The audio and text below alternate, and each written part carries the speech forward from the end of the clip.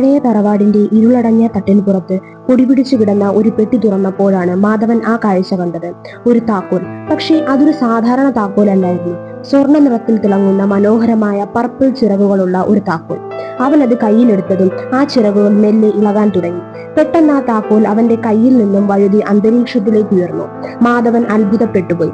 അതൊരു പൂമ്പാറ്റയെ പോലെ മുറിക്കുള്ളിൽ വട്ടം ചുറ്റാൻ തുടങ്ങി. ഓരോ വട്ടം ചുറ്റുമ്പോഴും ഭിത്തിക്കുള്ളിലെ ഒരു പഴയ പെയിന്റിങ്ങിന് പിന്നിൽ നിന്നും ഒരു നേർത്ത സ്വരം കേട്ടു.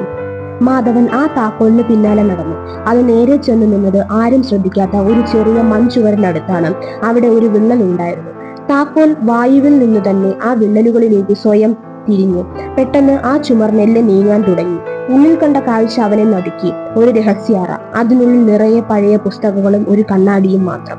അവൻ ആ കണ്ണാടിക്ക് മുന്നിൽ ചെന്ന് നിന്നു. പക്ഷേ കണ്ണാടിയിൽ കണ്ടത് അവന്റെ മുഖമല്ലായിരുന്നു. 100 വർഷങ്ങൾക്ക് മുമ്പ് ഇതേ താക്കോലുമായി നിൽക്കുന്ന മറ്റൊരു യുവാവിനെയായിരുന്നു. ആ രൂപം മാധവനെ നോക്കി ക്രൂരമായി ഒന്ന് ചിരിച്ചു. എന്നിട്ട് തന്റെ കയ്യിലിരുന്ന താക്കോൽ കണ്ണാടിക്ക് ഉള്ളിലിരുന്നു എന്ന് തിരിച്ചു. പെട്ടെന്ന് മാധവന്റെ ചുറ്റുമുള്ള ലോകം നിശ്ചലമായി. താൻ നിൽക്കുന്ന മുറി മെല്ലെ അപ്രത്യക്ഷമാകുന്നത് അവൻ പേടിയോടെ കണ്ടു. അടുത്ത നിമിഷം മാധവൻ ആ കണ്ണാടിക്കുള്ളിലായി. അവൻ പുറത്തേക്ക് നോക്കിയപ്പോൾ കണ്ടത് കണ്ണാടിക്ക് പുറത്ത് തന്റെ രൂപത്തിൽ നിൽക്കുന്ന ആ പഴയ യുവാവിനെ. ആ യുവാവ് നിലത്ത് വീണ താക്കോൽ കയ്യിലെടുത്തു. എന്നിട്ട് നമ്മുടെ നേരെ നോക്കി ഒന്ന് കണ്ണും ചിമ്മി പതുക്കെ പറഞ്ഞു, അടുത്ത ഊഴം നിന്റേതാണ്.